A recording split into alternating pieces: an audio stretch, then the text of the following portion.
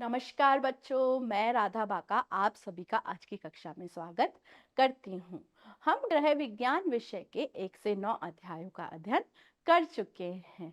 जो हमने 1 से 9 अध्याय पढ़े हैं, वह सभी क्या है आपके खाद्य एवं पोषण विज्ञान विषय से संबंधित थे। जैसा कि आपने यह ध्यान भी दिया होगा कि हमने जितने भी अध्याय पढ़े हैं, वह सभी क्या है खाद्य या भोजन से संबंधित थे। आज हम अध्याय 10 का अध्ययन करने वाले हैं। अब जो हम कुछ अध्याय पढ़ रहे हैं, वह क्या है आपके रिसोर्स मैनेजमेंट या संसाधन प्रबंधन से संबंधित होंगे। तो आज की कक्षा हम शुरू करते हैं। आज के अध्याय का नाम है पारिवारिक संसाधन एवं प्रबंधन। देखिए, ये संसाधन क्या होते हैं? ये संसाधन क्या है? हमारे जो पारिवारिक लक्ष्य है, उनकी पूर्ति के लिए हम क्या करते हैं? इनका उपयोग करते हैं। तो इन संसाधनों को क्या करना होता है? जो हमारे पास क्या होते हैं? उपलब्ध होते हैं। उन उपलब्ध संसाधनों को क्या है? हम सही ढंग से सुव्यवस्थित तरीके से हम उसका प्रयोग करते हैं। किस लिए प्रयोग कर रहे हैं हम? हमारे जो लक्ष्य है, जो हमारे पारिवारिक जो लक्ष्य है, उनकी प्राप्ति के लिए क्या कर रहे हैं? इन संसाधनों का हम प्रयोग कर रहे हैं, यानी कि उनकी आवश्यकताओं की पूर्ति के लिए हम इन संसाधनों को आवश्यक मानते हैं। दूसरी बात, संसाधन हमारे पास क्या है? उपलब्ध होते हैं। उन्हीं संसाधनों को हम क्या है? सही ढंग से और सुव्यवस्थित रूप से हम उनका प्रयोग करते हैं। देखिए, संसाधनों से संबंधित आपकी परीक्षा में क्या है, यह प्रश्न आ सकता है कि संसाधन से आप क्या समझते हैं। तो आपको इसका उत्तर क्या है, एक परिभाषा के रूप में देना होगा, जिसे आपको एक लाइन में उसका उत्तर लिखना होगा। तो संसाधन क्या है? हमारे लक्ष्यों की प्राप्ति और हमारी आवश्यकताओं की पूर्ति के क्या होते हैं? एक माध्यम होते हैं। तो आप इसे परीक्षा में लिखेंगे कि संसाधन हमारे लक्ष्यों की क्या करते हैं? प्राप्ति और हमारी आवश्यकताओं की पूर्ति के क्या होते हैं? माध्यम होते हैं। अभी जो संसाधन होते हैं, ये 2 प्रकार के हो सकते हैं। देखिए, एक संसाधन है, ये होते हैं मानवीय संसाधन, जिसे हम ह्यूमन रिसोर्सेज कहते हैं, और दूसरे होते हैं अमानवीय संसाधन, जिसे अब हम नॉन ह्यूमन रिसोर्सेज भी कह सकते हैं। जो मानवीय संसाधन है, ये मानवीय संसाधन क्या है आपके व्यक्तियों द्वारा अधिकृत होते हैं, और उनका प्रयोग वह स्वयं उनके अपने अनुसार करता है। ये जो मानवीय संसाधन है, ये मानवीय संसाधन क्या है? व्यक्तियों द्वारा अधिकृत होते हैं और प्रयोग में लाए जाते हैं। जैसे समय, ऊर्जा, कौशल, योग्यताएं, ये सभी क्या है? व्यक्तियों के पास स्वयं की होती है। स्वयं का समय वह अपने अनुसार उसका उपयोग करता है। खुद की एनर्जी का वह प्रयोग अपने अनुसार करता है। उसके पास स्वयं के कौशल होते हैं, स्वयं की क्या होती है? योग्यताएं होती है, और इनका प्रयोग वह अपने लक्ष्यों की प्राप्ति हेतु करता है। वहीं अमानवीय संसाधन क्या होते हैं? ये संसाधन क्या है? हमें क्या है? बाहर से हमारे पास उपलब्ध होते हैं, और इनका व्यक्तियों द्वारा क्या किया जाता है? नियंत्रण किया जाता है। मानवीय संसाधनों का भी नियंत्रण किया जाता है, परंतु मानवीय संसाधन उसके पास स्वयं के पास में होते हैं, जबकि अमानवीय संसाधन वह बाहरी रिसोर्सेस के बाहर से उनको आप लेते हो। जैसे क्या होता है? धन, मकान, भौतिक वस्तुएं या सामुदायिक सेवाएं व पार्क क्या है? आपके अमानवीय संसाधन है। तो अब ये जो संसाधन होते हैं, इन सबकी क्या होती है? कुछ विशेषताएं होती है, यानी कि इन रिसोर्सेज के कुछ कैरेक्टरिस्टिक्स होते हैं। कैसे? देखिए, संसाधन जो होते हैं वो क्या होते हैं? उपयोगी होते हैं। प्रत्येक व्यक्ति के लिए भिन्न भिन्न प्रकार से वे संसाधन उपयोगी हो सकते हैं। दूसरी बात आती है कि ये जो संसाधन है, ये हमारे लिए क्या होते हैं? सीमित होते हैं। इनकी मात्रा क्या होती है? हमारे लिए सीमित होती है। तो हम इनका उपयोग करते हैं, वैसे इनके अंदर क्या होती है? हम उसके अकॉर्डिंग उसको क्या है? हमारे लिमिटेशंस के अंदर रखते हैं। दूसरी बात आती है कि जो संसाधन है वे एक दूसरे से इंटरकनेक्टेड होते हैं, यानी कि आपस में ये एक दूसरे से संबंधित होते हैं। हमारे पास जो समय है वह हम जितना समय दे रहे हैं उतनी हम क्या है उसके अनुसार ऊर्जा ऊर्जा भी देंगे, या फिर हम उन उसके अंदर क्या है आपके कहीं पे हम क्या कर रहे हैं उसका उसके अनुरूप धन का प्रयोग कर रहे हैं। तो आपस में क्या हो रहे हैं, ये एक दूसरे से इंटरकनेक्ट हो रहे हैं या आपस में संबंधित हो रहे हैं। जो संसाधन है उनमें से हमें क्या होता है, काफी सारे संसाधन होते हैं, बहुत सारे हमारे पास में रिसोर्सेज होते हैं, और उन रिसोर्सेज में हम क्या करते हैं, जो भी हमारे अनुसार होता है उनका हम चुनाव करते हैं, यानी कि हमारे पास उनका वैकल्पिक हम लोग प्रयोग करते हैं इन्हीं संसाधनों में से। तो हमारे पास जो संसाधन है, जैसे हमारे पास क्या है, बहुत सारे क्या है, हम जॉब अपॉर्चुनिटीज हमारे पास बहुत सारी हो सकती है, तो हमारे लिए जो बेस्ट है हम उसका प्रयोग हमारे लिए करेंगे, या हमारे लिए जो ज्यादा अधिक हमारे लिए बेनिफिशियल है हम उसका क्या है उसमें से हम चयन करेंगे। तो हमारे पास बहुत सारे क्या ऑप्शंस हो सकते हैं और उन ऑप्शंस में से हम उनका प्रयोग करते हैं। अगली बात आती है, हम एक संसाधन को क्या है दूसरे से प्रतिस्थापित भी कर सकते हैं। जैसे क्या है, हमें कहीं जाना था, लेकिन क्या हुआ कि हमारी ट्रेन हमारी छूट गई, तो हम ट्रेन के स्थान पर क्या है हम बस का प्रयोग कर सकते हैं, या फिर हम कार का प्रयोग कर सकते हैं, या अन्य किसी साधन का यातायात साधन का प्रयोग कर सकते हैं। तो इस रूप में क्या है, हम किसी संसाधन को किसी दूसरे संसाधन के साथ में प्रतिस्थापित भी कर सकते हैं। या हम इसको एक दूसरे एग्जाम्पल से समझें कि हमें घर मकान हमें हमारे लिए खरीदना है, पर हमारी क्या है एक बजट है, उस बजट के अनुरूप ही हमें क्या है हमारा मकान खरीदना है। तो हम क्या है हमारे बजट के अनुरूप वह स्थान का चुनाव करेंगे, और जिस स्थान पर हमारे पास क्या है हमें बेस्ट ऑप्शन मिलेगा उसमें से हम उसका चुनाव कर लेंगे। तो हम इस रूप में क्या है उन संसाधनों को अपने अकॉर्डिंग क्या कर सकते हैं, प्रतिस्थापित या रिप्लेस भी कर सकते हैं। तो आपने ये देखे कि संसाधन की क्या क्या विशेषताएं हैं। देखिए, पहली बात, संसाधन क्या है, उपयोगी है। दूसरी बात, संसाधनों का क्या है, आप सीमित होते हैं आप सभी के लिए संसाधन, और संसाधन क्या है आपस में संबंधित भी होते हैं, और संसाधनों को आपके पास काफी विकल्प होते हैं, और इन विकल्पों में से आप क्या करते हैं उसका प्रयोग करते हैं, और संसाधनों को आप प्रतिस्थापित कर सकते हैं। संसाधन जो है आपके, इन्हीं संसाधनों से अगर हमें अधिकतर लाभ प्राप्त करना है तो हमें क्या करना चाहिए। देखिए, जो हम संसाधनों का जो हम प्रयोग कर रहे हैं उससे हमें क्या होगी, हमें संतुष्टि होनी चाहिए कि हमने जो हमारे जो लक्ष्य थे उन लक्ष्यों को क्या है हम कितना प्राप्त कर पाए हैं। इसका प्रभाव किससे पड़ेगा कि जो संसाधन हमने प्रयोग लिए हैं उन संसाधनों से हमारे लक्ष्यों की प्राप्ति कितनी हो पाई है। अगर हम लक्ष्यों को प्राप्त कर पाते हैं तो हमें क्या होती है, संतुष्टि होती है। अगर हम उन लक्ष्यों को प्राप्त नहीं कर पाते हैं तो हमारी संतुष्टि नहीं होती है, और हम क्या है उस कार्य के प्रति क्या होते हैं, नीरस हो जाते हैं। तो हमें क्या है, संसाधनों के उपयोग से हमें क्या आनी चाहिए, जो भी हम रिसोर्सेज हम उपयोग में ले रहे हैं उससे हमें क्या होनी चाहिए, संतुष्टि होनी चाहिए।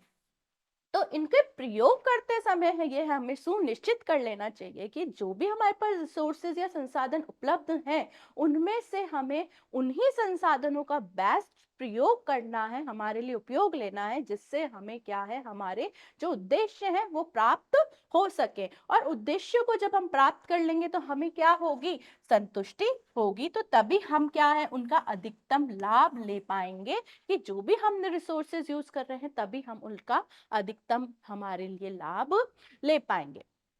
दूसरी बात आती है कि हमें अधिकतम संतुष्टि प्राप्त करने के लिए कौन कौन से हम तरीके अपना सकते हैं। देखिए, पहली बात कि हमारे पास जो सभी संसाधन हैं उन्हीं को हमें सबसे पहले क्या करना है, पहचानना है, कि क्योंकि हमारे पास संसाधन क्या है, बहुत सारे हैं। उन संसाधनों में हमें सबसे पहले ये देखना है कि जो भी मेरा लक्ष्य है उस लक्ष्य को प्राप्त करने के लिए मुझे सबसे पहले ये बिंदु को ध्यान रखना है कि इन संसाधनों में से मेरा सबसे अच्छा संसाधन मेरे लिए क्या हो सकता है। जैसे मैंने आपको बताया कि आप अभी एक मकान खरीदना चाहते हैं और उस मकान को खरीदने के लिए आप सबसे पहले तो ये देखेंगे कि आपके पास कितना बजट है, यानी कि आपका धन कितना है, ये भी आपका संसाधन है।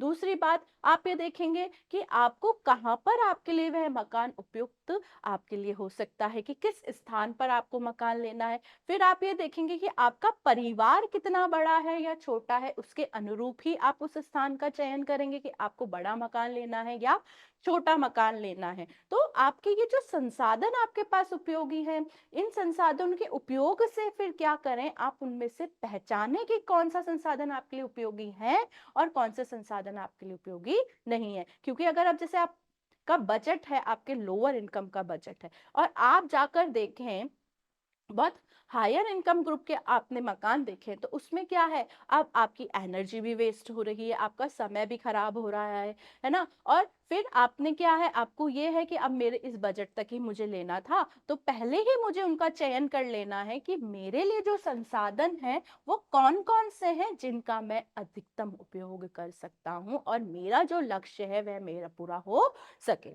दूसरी बात तो कि संसाधनों का जो प्रयोग है वह क्या है, उचित मात्रा में आप करिए। कि जैसे उचित मात्रा में मैंने अभी आपको बताया कि जो मेरा आपका क्या है, आपका लक्ष्य है, उस लक्ष्य को प्राप्त करने के लिए आपके जो धन है वह क्या है, सीमित है आपके लिए, उसका आप बेस्ट उचित मात्रा में प्रयोग कैसे कर सकते हैं, यह भी आप पहले ही सुनिश्चित कर लें कि इस बजट में मुझे मकान लेना है, इस बजट के साथ में मैं इस स्थान का चयन करूं और इतने आपके क्या है, आपके स्क्वायर फीट का मकान होना चाहिए कि यह मेरे परिवार के लिए क्या है, उपयोगी रहेगा। तो आपके जो संसाधन हैं उनका उपयोग भी क्या होना चाहिए, उचित मात्रा में होना चाहिए। आप उसके अंदर ना तो अधिक क्या है आप धन दे सकते हैं, ना अधिक समय दे सकते हैं और ना ही अपनी क्या है उसके अंदर आप एनर्जी वेस्ट कर पाएंगे। ठीक है, तो अधिक महंगे संसाधन भी हमें क्या है उपयोग में ना लेकर हम उसके स्थान पर क्या है, सस्ते संसाधनों का प्रयोग भी कर सकते हैं। जो भी मेरे लिए अच्छा संसाधन मेरे लिए है उन्हीं का मैं प्रयोग करूंगा, जो क्या हो मित व्ययी भी हो और साथ के साथ में मेरे अधिकतम लक्ष्यों को मेरी प्राप्ति करने में मेरी मदद भी करता हूँ। संसाधन जो है उनके क्या है, हमें उपलब्धता बढ़ाने की हमें आदत का क्या करना चाहिए, हमें विकास करना चाहिए। कि जो भी संसाधन है उसकी क्या है, मैं ज्यादा से ज्यादा उसका उपलब्ध मेरे लिए हो पाए, वो उन संसाधनों का मैं ज्यादा से ज्यादा अपने लिए प्रयोग कर पाऊं, तो वे संसाधन क्या है मुझे ज्यादा संतुष्टि देंगे, जिनकी उपलब्धता मैं अपने लिए बढ़ा पाऊंगा। मेरे लिए जितने संसाधन ज्यादा होंगे उसमें से मैं अच्छे का चयन भी ज्यादा कर पाऊंगा। दूसरी बात है आपके संसाधन क्या है, अगर हमारे पास क्या है संसाधन सीमित हैं, तो उन सीमित संसाधनों का प्रयोग हम अगर सीमित रूप में करते हैं तो हम मिल बांट कर भी उसका प्रयोग कर सकते हैं। जैसे क्या है, मेरे को क्या है एक स्थान से दूसरे स्थान पर मुझे जाना है, तो मैं पब्लिक ट्रांसपोर्ट का प्रयोग कर सकता हूँ। इससे क्या होगा कि जो व्यक्ति अलग अलग आपके व्हीकल्स लेकर जा रहा है उससे आपके ट्रैफिक से आपको बचा हो सकता है। आप क्या है, आप ईंधन की बचत कर रहे हो, आपकी क्या ईंधन हमारे सीमित है, तो क्या है हम पब्लिक ट्रांसपोर्ट का प्रयोग करके उसका उपयोग हम दूसरों के लिए भी बढ़ा रहे हैं। अगली बात आती है कि जो भी हमारे पास जो संसाधन है उनको क्या है हम बर्बाद भी ना करें। कि हमारे पास संसाधन है, उपयोगी है, हमें उनका उपयोग भी करना है, लेकिन हमें क्या करनी है, उचित मात्रा में करना है, उसको हमें क्या है बर्बाद नहीं करना है। तो ये संसाधनों से क्या है, इनसे हमें क्या होगी, अधिकतम संतुष्टि हमें प्राप्त होगी। अब हम इन सभी बातों से इन इन मुख्य बिंदुओं पर आते हैं, यानी कि हम कहें कि हमें संसाधनों के अधिकतम लाभ के लिए हमें 3 नियम अपनाने चाहिए। ये 3 नियम कौन कौन से हैं? पहली चीज, हमें क्या करने हैं, अपने संसाधनों का प्रयोग हम कम करें, यानी कि हमारे पास जो संसाधन है उसमें से हम सीमित मात्रा में हमारे संसाधनों का प्रयोग करें, ताकि दूसरों के लिए भी हम क्या हैं, वह संसाधन आपके लिए उपयोगी हो सकते हैं, वह भी उसका प्रयोग कर सकते हैं। दूसरी बात, हम संसाधनों का क्या है पुनः पुनः प्रयोग भी कर सकते हैं। कोई चीज है जिसका हम एक बार हमने यूज किया और हमने उसको क्या किया, दोबारा भी हम उसका उपयोग में ले सकते हैं, यानी कि हम उसको रीयूज भी कर सकते हैं। जैसे क्या है, हमारे पास कपड़े हैं, तो हम उस कपड़े को क्या है, उस कपड़े से आपने पहले उसको प्रयोग में ले लिया, आपने पहन लिया, पहनने के बाद में क्या है, उसका प्रयोग आपने घर परिवार के अंदर क्या है, अन्य किसी वस्तु के अंदर कर लिया। जैसे हम क्या कर लेते हैं, कवर चढ़ा लेते हैं, पोछा बना लेते हैं, इस रूप में क्या है, हम उन संसाधनों को क्या कर लेते हैं, रीयूज भी कर लेते हैं। हम हमारे संसाधन हैं, उन संसाधनों को क्या है, हमें जहां पर धन की जरूरत है हम उन संसाधनों को वहीं लगाएं, जहां हमें जरूरत नहीं है वहां पर हम उसका प्रयोग नहीं करें। तो हमें क्या करना है, उस रूप में रिड्यूस करना है हमारे जो रिसोर्सेज हैं। हम क्या है, किसी कार्य को हम कम समय में कम ऊर्जा के साथ में कर सकते हैं, तो उस रूप में हमें संसाधन क्या करने हैं, रिड्यूस करने हैं। हम उन संसाधनों को क्या कर सकते हैं, वापस से प्रयोग भी कर सकते हैं। अब जो संसाधन है, ऐसे संसाधन जैसे जिन्हें हम क्या है, पुनः चक्रण भी कर सकते हैं, जिनका हम रिसाइकल भी कर सकते हैं, उन संसाधनों को भी हमें प्रयोग में लेकर क्या होगा, हमारे पास अधिकतम हमें लाभ होगा। जिन संसाधनों का उपयोग क्या है, हम पुनः चक्रण के बाद में हम उनका प्रयोग में लेकर आ सकते हैं। तो ये 3 नियम अगर हम अपनाते हैं संसाधनों से संबंधित, जैसे प्रयोग कम करें, दूसरी बात प्रयोग क्या है, हम उसको पुनः प्रयोग में ले लें, या फिर हम उसका क्या कर लें, रिसाइकल कर लें। जैसे क्या है, पेड़, जैसे प्रकृति भी इसको करती है, प्रकृति के भी संसाधन हैं आपके, जैसे पेड़ पौधे और उनसे जो घास और तिनके या लकड़ी ये सब जाते हैं, तो वो क्या है, आपके नीचे आपकी क्या है, मिट्टी में दब जाती है। उस दबने से क्या हो रही है, उसका आपके क्या है, रिसाइकल भी तो हो रहा है, उससे कंपोस्ट खाद बन रही है। तो इस रूप में क्या है, जो संसाधन है उनका प्रयोग हम अगर कम करें, हम उसका क्या करें, रीयूज करें, या फिर उन्हीं संसाधनों को जो हमारे पास उपलब्ध है उनका ही हम रिसाइकल कर लें, तो भी हमारे को हम अधिकतम संतुष्टि हमें प्राप्त होगी। अब जो संसाधन है, इन संसाधनों को हमें क्या करना होता है, प्रबंधन करना होता है। प्रबंधन मतलब यहाँ पे जो हमारे पास संसाधन है वह क्या है, हमें मैनेज करने होते हैं। तो हमें क्या करना है, जो कुछ भी हमारे पास संसाधन उपलब्ध है उनका ही हमें क्या है, सुव्यवस्थित व सही ढंग से उसका क्या करना, प्रयोग करना, जिससे हमारे क्या है, अधिकतम लक्ष्यों की प्राप्ति हो सके। तो जो हमारे पास संसाधन है उनका हम इस तरह से प्रबंधन करें या इस तरह से हम मैनेज करें कि हमारे जो पारिवारिक जो लक्ष्य हैं उनको हम प्राप्त कर पाए। इन संसाधनों की प्रबंधन करने की जो प्रक्रिया है, जिस भी हम एक प्रोसेस से हम इसको एक काम को करते हैं, उस प्रोसेस को या उस प्रक्रिया को ही हम क्या कहते हैं, प्रबंधन कहते हैं। यानी कि इन संसाधनों को, जो भी हमारे पास जैसे धन, ऊर्जा, जो भी मानवीय या अमानवीय संसाधन है, उन संसाधनों को क्या है, एक प्रक्रिया के माध्यम से हम यूज करते हैं या उपयोग में लेते हैं, तो उसे ही हम क्या कर रहे हैं, प्रबंधन कह रहे हैं। देखिए, प्रबंधन के क्या है, ये निम्न चरण है।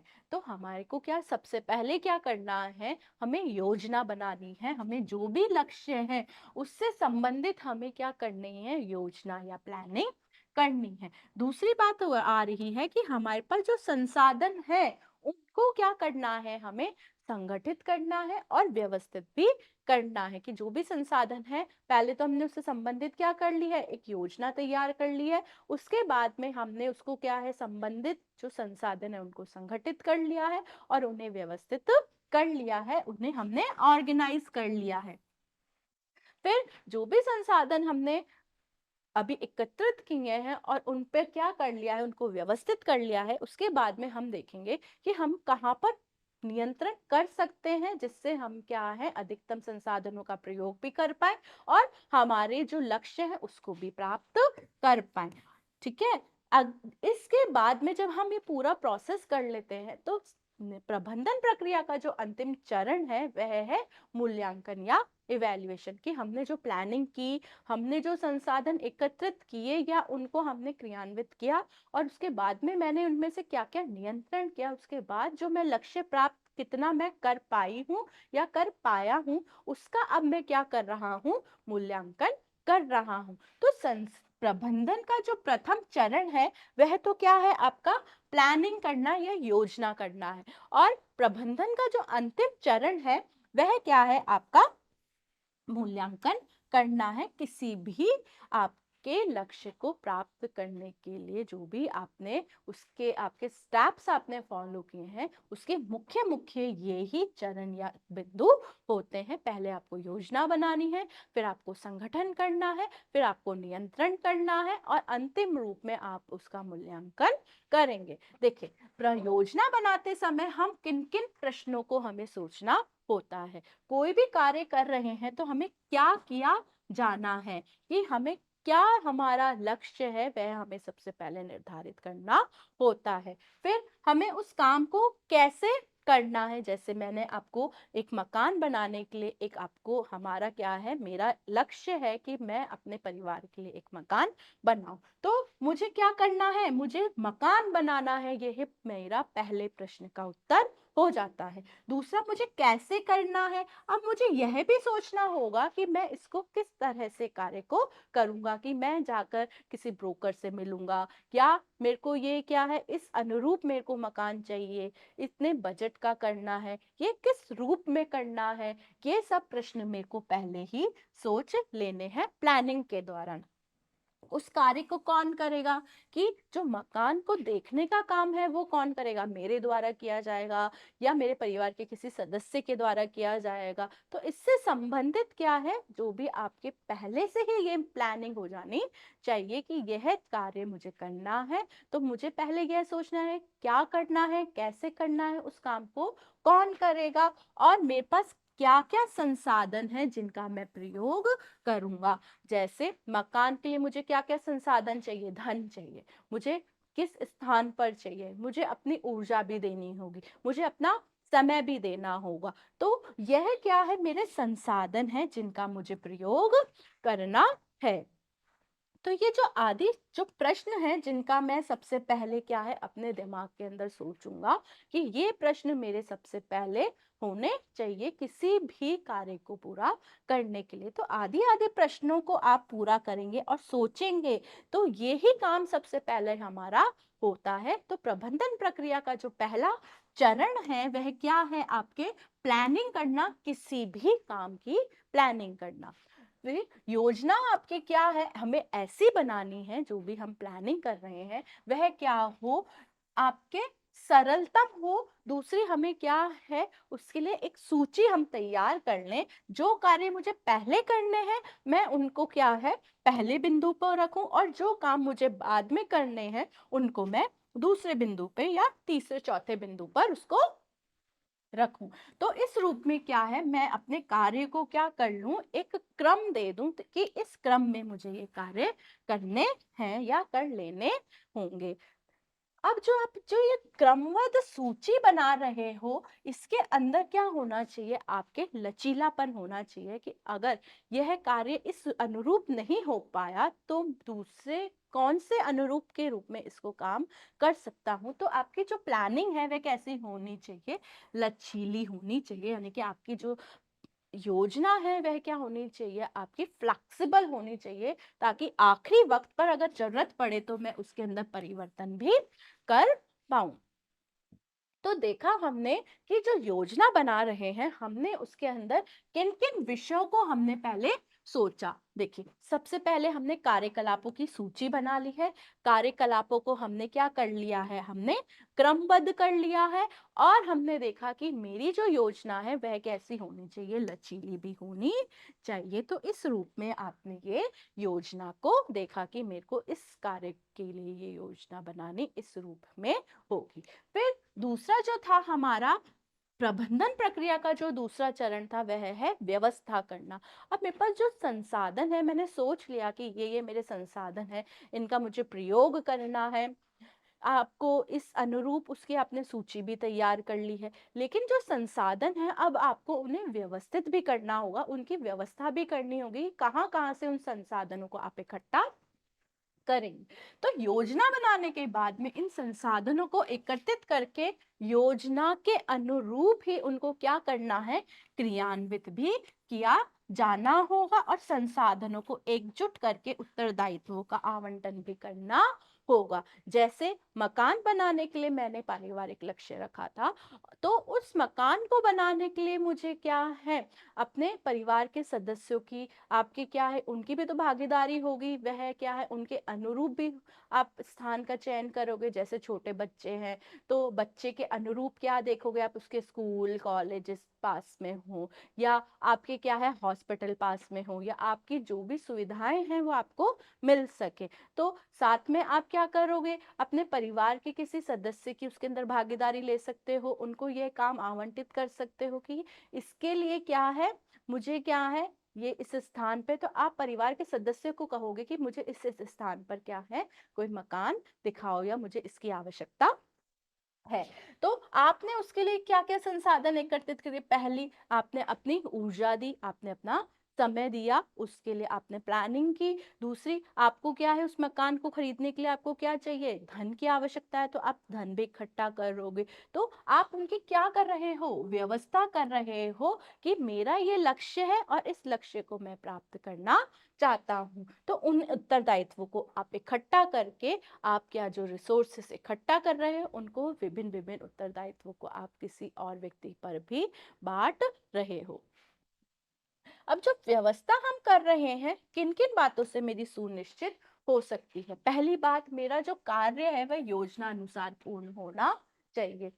कार्य है वो क्या होना चाहिए, समुचित रूप से विभाजित भी होना चाहिए, कि आपके क्या है, जो उसके लिए आपके व्यक्ति है वो सही व्यक्ति के पास में वह आपके क्या है, उसके अनुरूप, आपके योजना के अनुरूप या आपके लक्ष्य के अनुरूप क्या है, उसको विभाजित हो कि वह सही व्यक्ति उसको काम करे और उत्तरदायित्व का निर्वहन करे।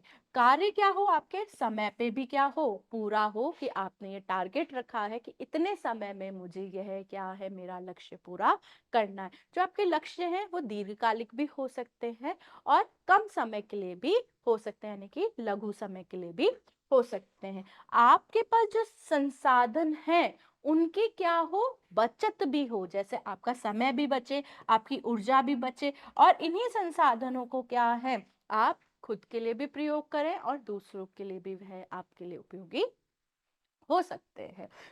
जो भी आपकी योजना बना रहे हो वह क्या हो, सफल हो, उसी रूप में आप क्या करोगे, अपने संसाधनों को व्यवस्थित करोगे। तो हमने देखा कि जो भी हम व्यवस्था कर रहे हैं वह कार्य की योजना अनुसार कर रहे हैं, कार्य का समुचित विभाजन करके कर रहे हैं, और समय को समय पर संपन्न हो इसको भी हम देख रहे हैं, हमारे जो संसाधन है उसकी बचत भी हो रही है और हमारा जो योजना है वह भी पूरी हो रही है। कार्य का जो विभाजन है, आप क्या कर सकते हो, दो या दो से अधिक व्यक्तियों के बीच भी आप उसको बांट सकते हो, जिससे क्या है, आपके समय और ऊर्जा की बचत भी हो सकती है। आपने किसी भी कार्य को क्या है, एक व्यक्ति को दिया तो आप दूसरे कार्य को दूसरे व्यक्ति को दे सकते हो, जिससे क्या है, आपका वह कार्य समय पर भी पूरा हो जाएगा।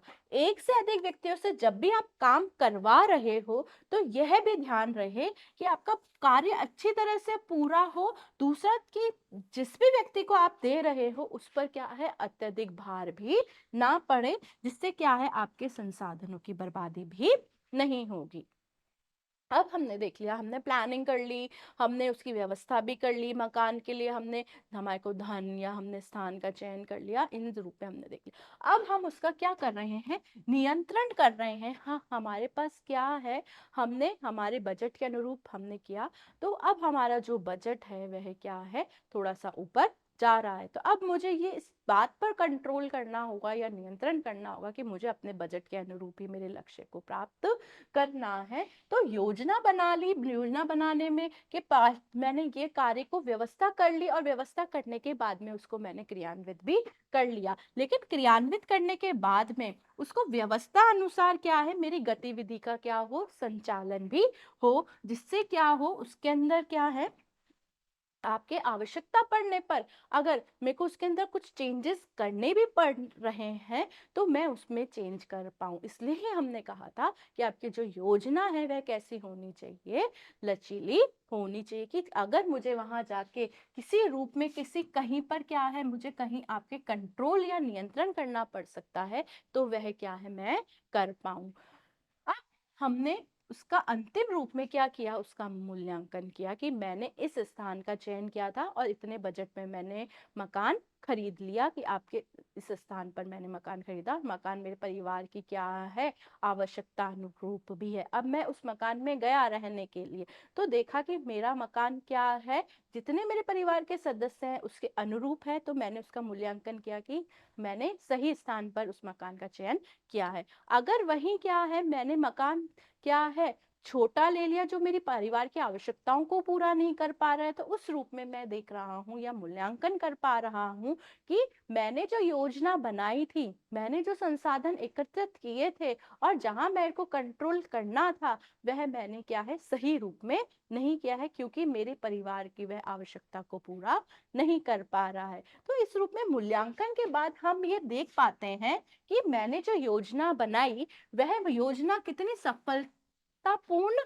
हो पाई है, उसकी हम जांच क्या कर रहे हैं कि हम उसके अंदर क्या है, अब कि ये जांच की जा रही है कि जो मैंने योजना बनाई थी वह ठीक थी या नहीं थी। अब हमने उसका क्या कर रहे हैं, बाद में हम उसमें सुधारात्मक कदम बाद में हम उठा सकते हैं, ताकि हम जो अगली बार जो भी योजना बनाएंगे उनमें क्या है उन गलतियों को हम सुधार सके और भविष्य में उनको दोहराया ना जाए।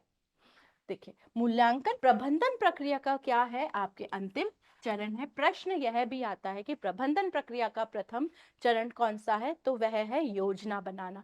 और प्रबंधन प्रक्रिया का अंतिम चरण कौन सा है, मूल्यांकन करना। तो प्रबंधन प्रक्रिया में प्रत्येक चरण पर जिस पर भी हम क्या कर रहे हैं, कार्य कर रहे हैं, जैसे योजना बना रहे हैं तो योजना के दौरान ही हम उसका मूल्यांकन भी कर लें। हम जब व्यवस्था कर रहे हैं या नियंत्रण कर रहे हैं उसी समय हम क्या कर लें उसका मूल्यांकन कर लें, तो उसी दौरान क्या होगा उसके अंदर हम परिवर्तन कर पाएंगे और हम क्या है अधिकतम हमारे लक्ष्यों को भी प्राप्त कर पाएंगे, जिससे जो हमें जो दोष है हमें पहले ही पता चल जाएंगे और उसका हम निवारण भी कर पाएंगे। ये तो बात हो गई है आपकी संसाधन क्या है, फिर संसाधनों की विशेषताओं की हो गई है, और हमारे जो प्रबंधन है या मैनेजमेंट है उसके जो चरण है वह भी हमने पढ़ लिए हैं। अब प्रबंधन के कुछ प्रेरक होते हैं, वे कौन कौन से हैं, देखिए प्रबंधक के तीन प्रेरक होते हैं। पहला होता है मूल्य जिसे हम वैल्यू कहते हैं, दूसरा होता है मानक जिसे हम स्टैंडर्ड्स भी कहते हैं, और तीसरा होता है हमारे लक्ष्य जिन्हें हम गोल्स को हमें प्राप्त करना होता है।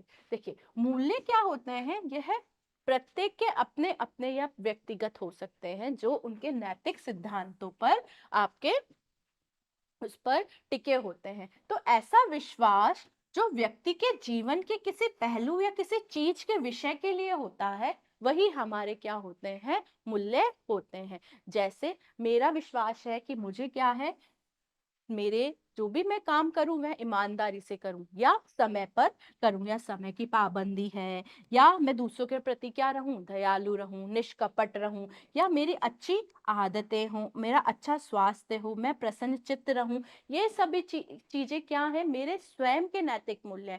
हो सकता है दूसरे व्यक्ति के नैतिक मूल्य कुछ अन्य भी हो सकते हैं, जैसे क्या है वह किसी कार्य के प्रति क्या है उसके खुद के वैल्यूज वह अपने अकॉर्डिंग उसको उपयोग में लेकर आता हो। वैसे मूलभूत से सामान्यतः यह मूल्य आपके क्या है, सामान्य होते हैं।